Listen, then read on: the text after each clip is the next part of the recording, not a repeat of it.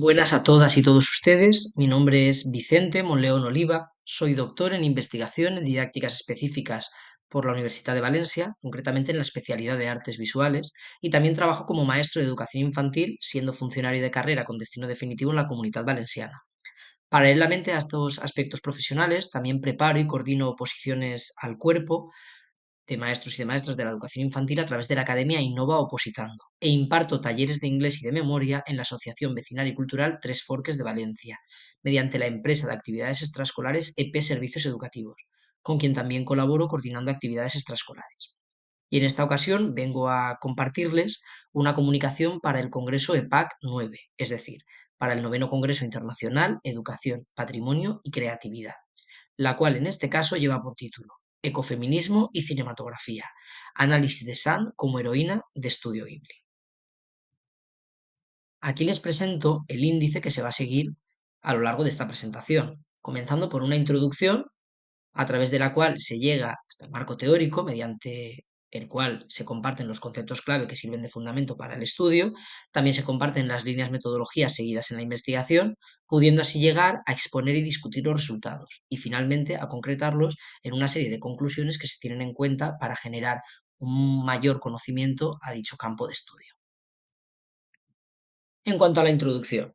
me gustaría comenzar resaltando una cita literal de la publicación de Miguel Santa Cruz en el año 2016, que viene a decir: se dice del arte que es hijo de su tiempo, pues se constituye en un reflejo de las inquietudes de un pueblo en un momento concreto, así como una forma de expresión que puede cobrar cada vez más valor e incluso llegar a ser eterna. De esta forma, pienso verdaderamente que una película es un elemento artístico en sí mismo, pero también un documento histórico, social y filosófico a desentrañar. La ventaja que el cine alberga respecto a otros elementos de estudio histórico es su accesibilidad y popularidad, por lo que hablamos de un objeto susceptible a ser analizado por quien quiera que disponga de los conocimientos necesarios. Y precisamente les destaco esta cita literal porque relaciona con el concepto de arte a la propia cinematografía, es decir, incluye el concepto de cine o la materialización de la cinematografía como un apéndice dentro del arte y por lo tanto de la educación artística. De hecho, dentro del concepto de cinematografía, entendido como un apéndice de la cultura visual, como gran concepto de estudio, se destaca la controversia que hay entre Disney versus Estudio Ghibli. Durante prácticamente un siglo de existencia, Disney se manifiesta como la productora de animación por excelencia, tanto en el mundo occidental como en otros territorios mucho más alterosos con respecto a esta occidentalidad. Hasta que a finales del siglo XX, aproximadamente durante la década de los años 80, comienza a emerger Estudio Ghibli como una productora que genera contradiscursos hacia esta occidentalidad mucho más normativizada, pero que también genera un gran impacto entre la ciudadanía y que por tanto se convierte en una competidora de la primera. Y dentro de todo este magma del conocimiento, también es sumamente de vital importancia destacar el concepto de autorrepresentación, sobre todo porque a través de los personajes que cualquier productora de animación y que cualquier ejemplo cinematográfico puede manifestar, se genera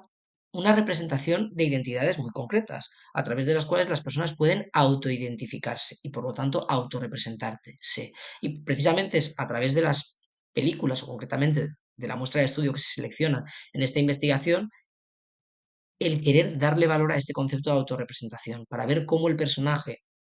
de San, o bien también conocida como la princesa Mononoke, puede influir en el autoconocimiento y autorrepresentación de las mujeres desde un posicionamiento mucho más feminista. No obstante, de esto continuaremos comentándolo con respecto al marco teórico, que de hecho,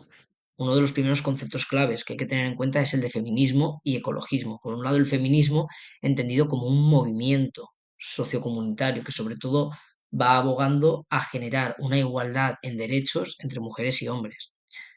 No obstante, dentro de este concepto de feminismo se genera una ampliación con otro tipo de terminologías, como por ejemplo los ecofeminismos o la ecología vinculada al feminismo, que es una extensión de este primer movimiento social. En cualquier caso, se destaca una publicación sumamente importante que es Le Féminisme ou le Mort, es decir, una publicación a través de la cual se destaca la importancia que tiene esta ecología dentro de la teoría feminista. Pero por otro lado, para el estudio también resulta de vital importancia destacar la publicación de Joseph Campbell, quien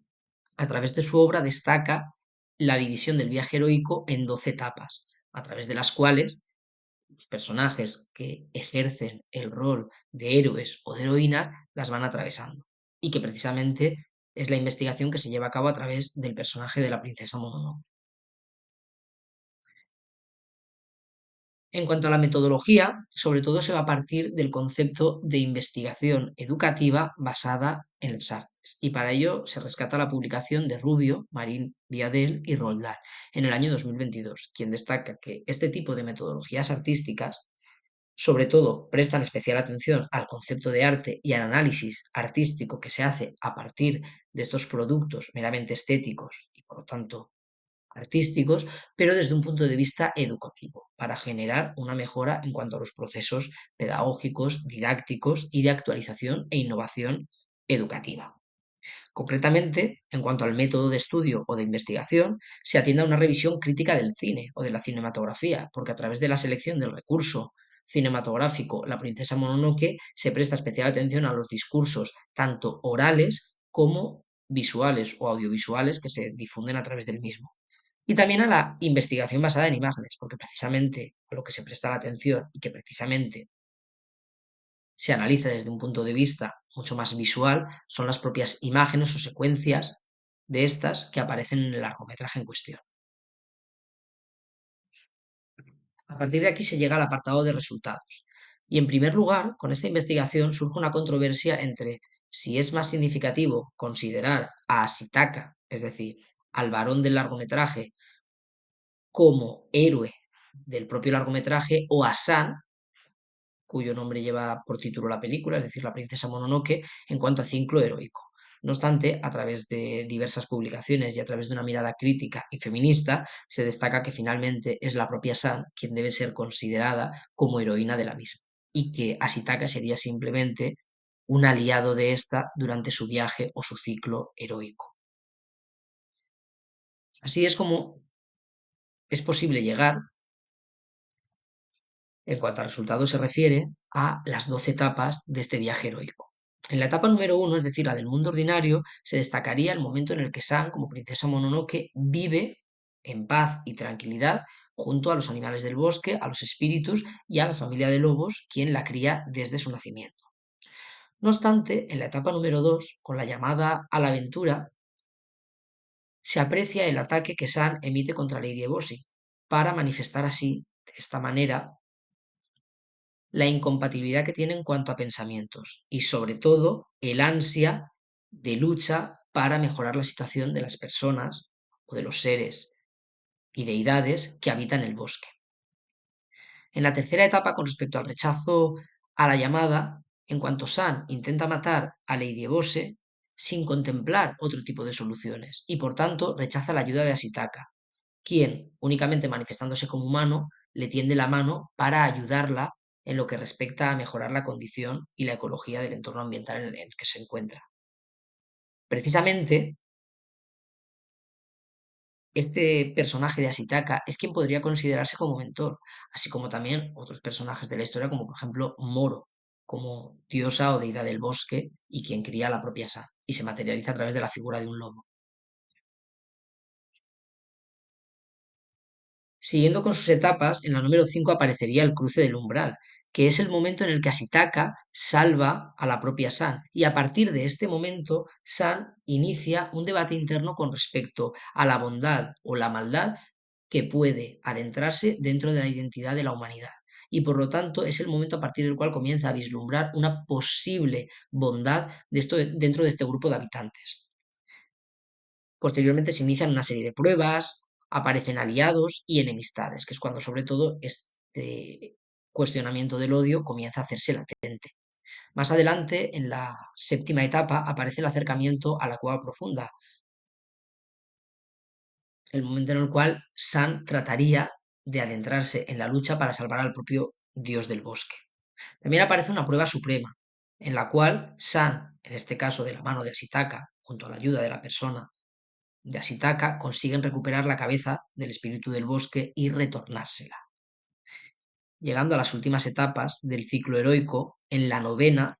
San recibe una recompensa, es decir, San junto a Asitaka logran devolver esa cabeza al espíritu del bosque y por lo tanto salvan a la naturaleza, que es el máximo premio que San esperaba alcanzar. Posteriormente, en la 10ª etapa, se vislumbra el camino de regreso, donde, a pesar de que Asitaka le comenta que se vaya con él, ella decide permanecer en su propio camino y convertirse en una diosa dentro del bosque. Seguidamente, con la resurrección, es el momento en el que San deja atrás su odio absoluto con respecto a la humanidad y reconoce que dentro de esta puede existir una parte de bondad, difundiendo de esta manera los conceptos sumamente estereotipados y maniqueos con respecto al concepto.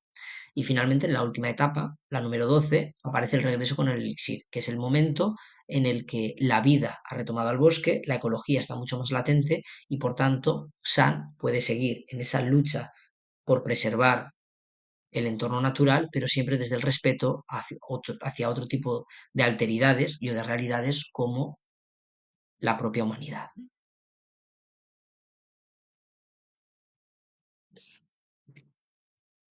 Se comparten algunos ejemplos visuales de esta relación que presenta San como mujer empoderada y por lo tanto como representante del movimiento feminista, pero en relación al concepto de ecología, porque todas sus acciones surgen, se desarrollan y van en fin de mejorar la propia ecología del bosque y la propia conciencia medioambiental. Y es por tanto por lo que también el concepto de ecofeminismo aparece como latente y como difusor dentro del propio largometraje. Otro ejemplo de empoderamiento también aparece en Lady Ebosi, quien se manifiesta como la líder de un grupo de leprosos y de exmujeres prostitutas, quien trata de darles una segunda oportunidad, pero quien en este caso no puede manifestarse como una fiel seguidora y defensora del ecofeminismo, puesto que precisamente lo que pretende es agotar todos los recursos naturales que nos facilita la naturaleza en pro del propio gasto o mal gasto de la humanidad. Y finalmente, en cuanto a conclusiones del estudio, se destaca que con esta investigación se concluye, por un lado, poniendo en valor la historia de San como figura principal del film analizado, la cual conlleva considerarla como protagonista y heroína de la trama, pero también, por otro lado, visibilizando a la figura femenina como representante, defensora y seguidora de los principios de la teoría ecofeminista. Únicamente me queda darles muchas gracias por su atención y comentarles que cualquier tipo de duda, consulta, aclaración que necesiten, estaré sumamente interesado y predispuesto a poder hacerlo a través de los medios que facilita el evento. Les doy las gracias nuevamente. Un saludo.